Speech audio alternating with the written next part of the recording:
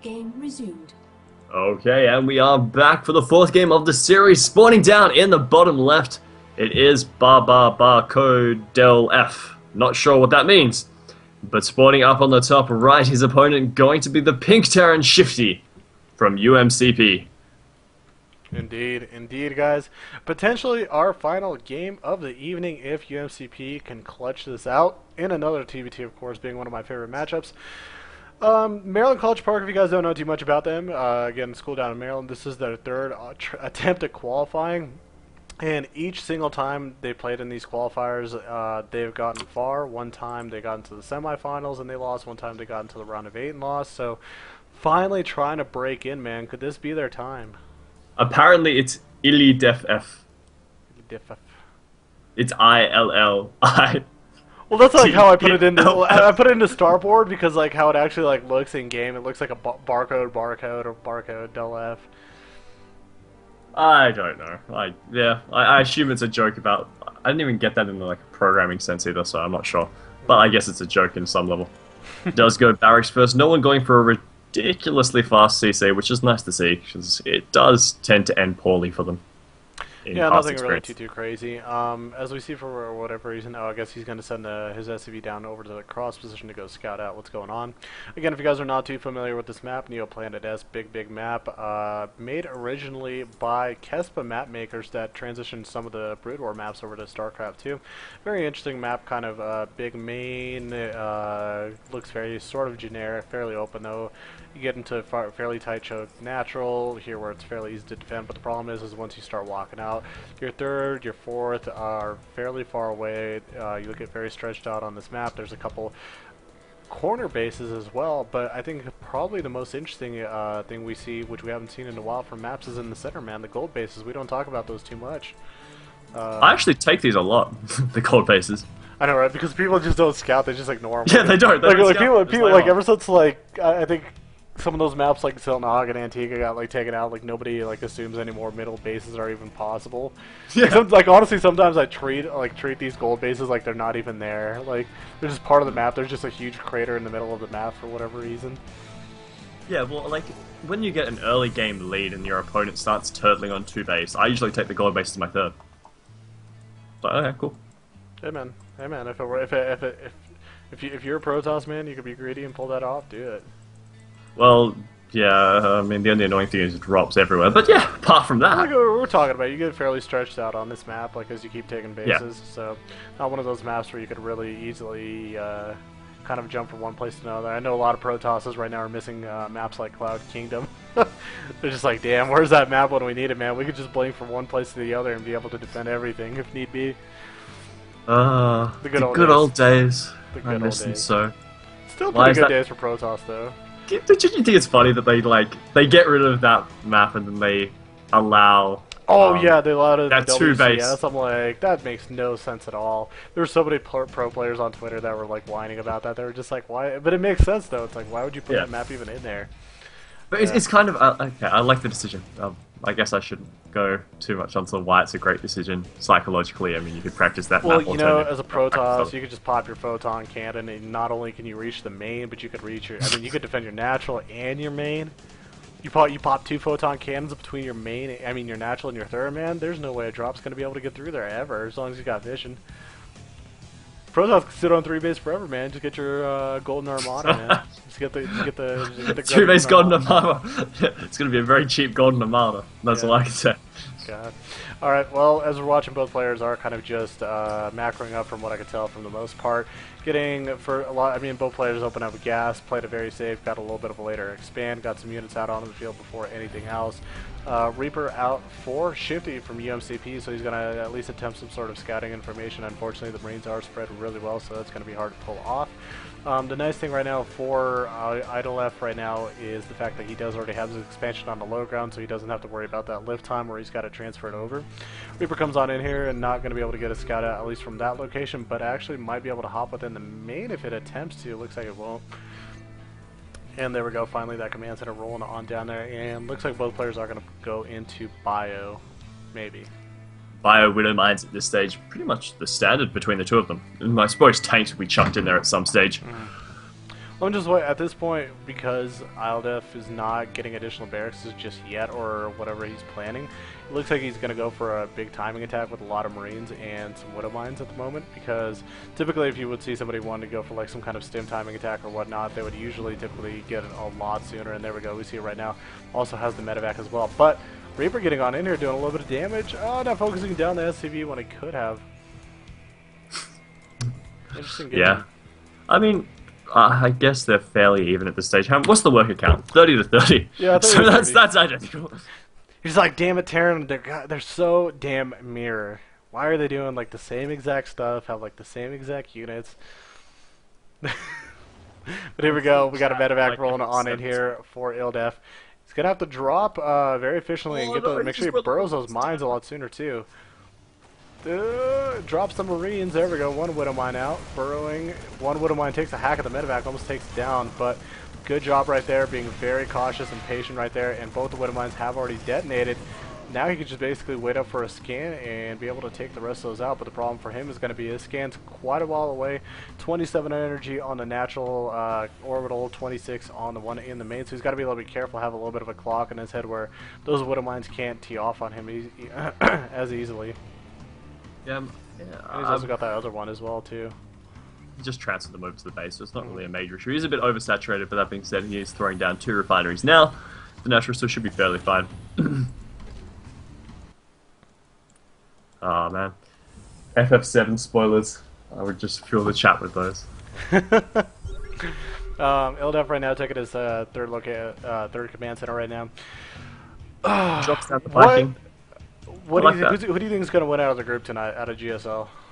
Out of GSL? Who's playing? How do you not know who's playing? Come on, man. Flash. So I just watch it. Like, Maru. why do I... Maru? Life and Lenok, I think. I think Life will definitely get out. Life, Lenok, Maru, and Flash. If I'm not mistaken, I gotta be very I think careful Life and saying Flash. it. No, Life and Lenok might play in a different. I know Maru and Flash are, since I'm a big Terran fanboy. So, who the heck is playing? Dang, I can't remember the full group tonight. Do you think Flash will make it out? Maybe. There's a chance for him. I mean, come on. Yeah, he should got it. I know it's two Zergs. I don't know if it's exactly Life and Lenok. I think it's going to be close. I think GSL, it's always too close to call. That being said, I love Idel going for the higher supply.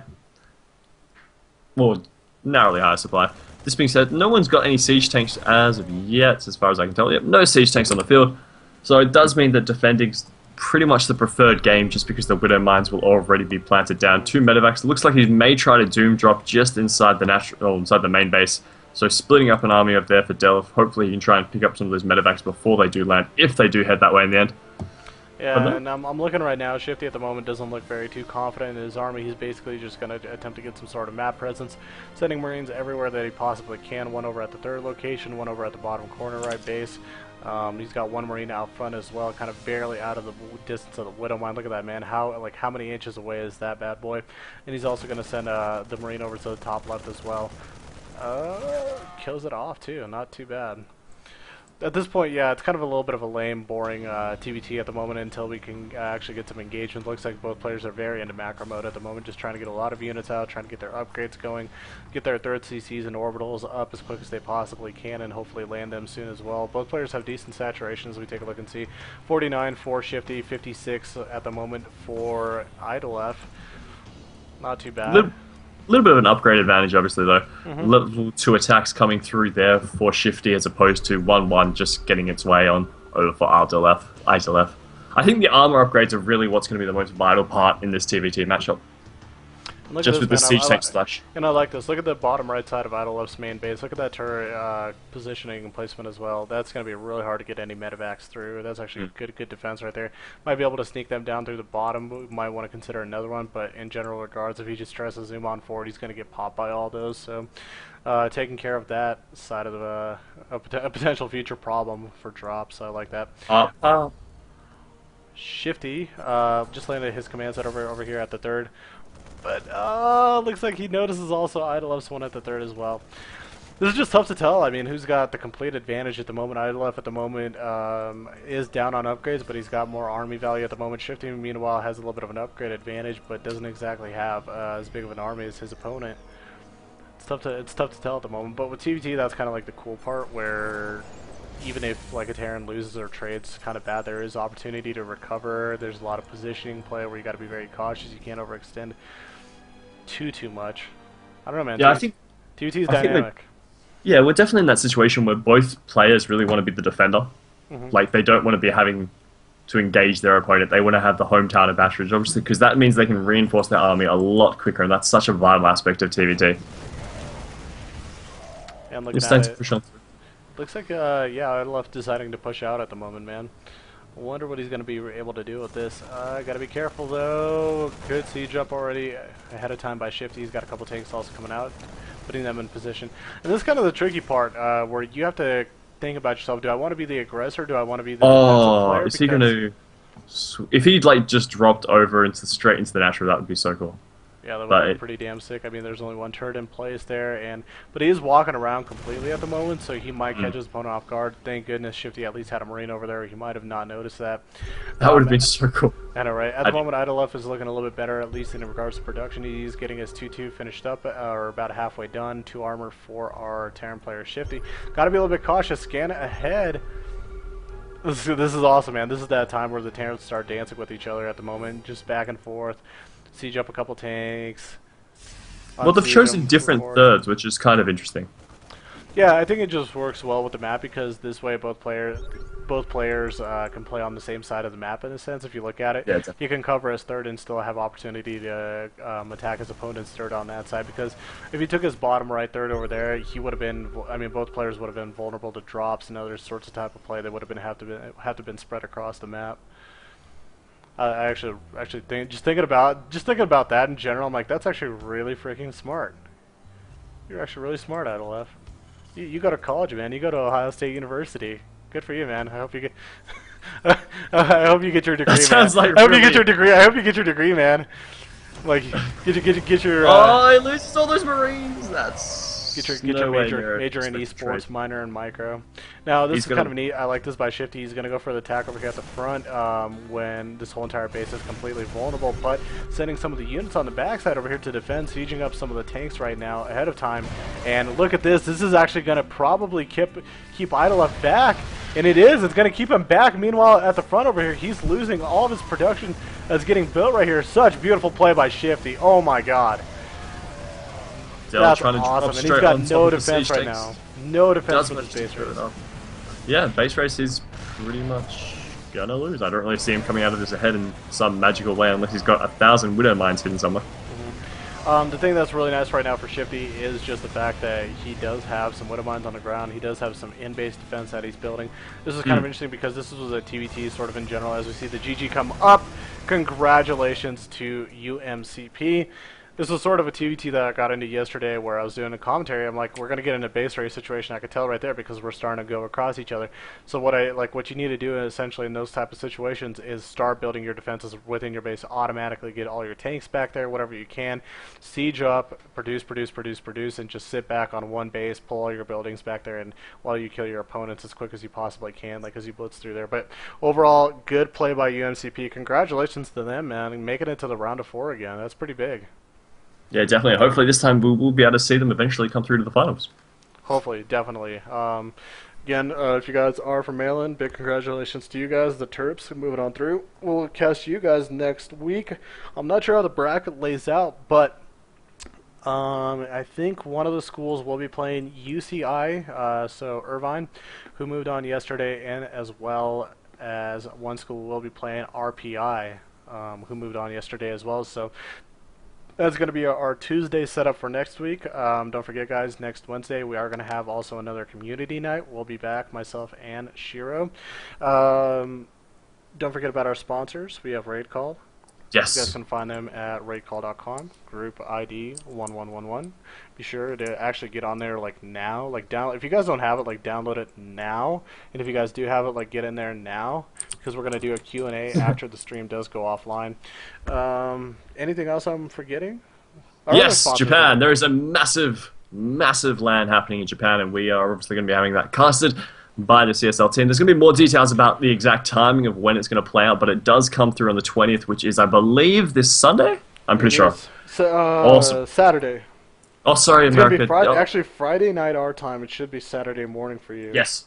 Yeah, so it should be really exciting to see. We obviously get a rare moment to see what Japan's up to in terms of PC esports gaming, because obviously a lot of that's very much arcade at this stage. hmm So it should be absolutely awesome. As well, guys, don't forget about our other sponsors, MSI and NCIX. MSI, as you guys can see as I pull that up, enter to win your chance to win an MSI Ultrabook, where you guys make a 30 to 60 second video of your most fail moment, upload it to Facebook over at facebook.com/Collegiate Star League. Very easy to navigate over there. As well as also we have NCIX, our electronics department, sponsor for this season. They're going to be giving away, I think, some additional gift cards as well throughout the season. So be sure to get involved with that contest as well.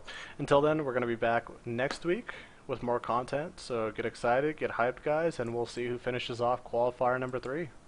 Any last words? Zach. What is your Twitter? Because I keep forgetting it. Twitter. How could we forget about Twitter? We're in esports. You got to plug the hell out of that. You guys can of course find me at CheeseheadLogic, CheeseE Head Logic, Cheesehead Logic. You guys can find me. And what's yours, man? Yep, mine's in there as well. I'm just throwing boxes. Follow Shiro. Follow Shiro. So, Be sure to do that, and we'll tweet at you guys and make funny inside jokes. John will probably make fun of like American education systems and stuff like that. I don't want to make any more jokes about that. I think I'll get killed. Alright, guys.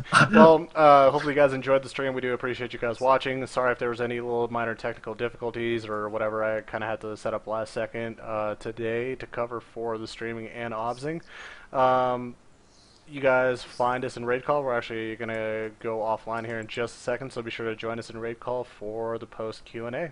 We'll see you guys next time. Yeah, just...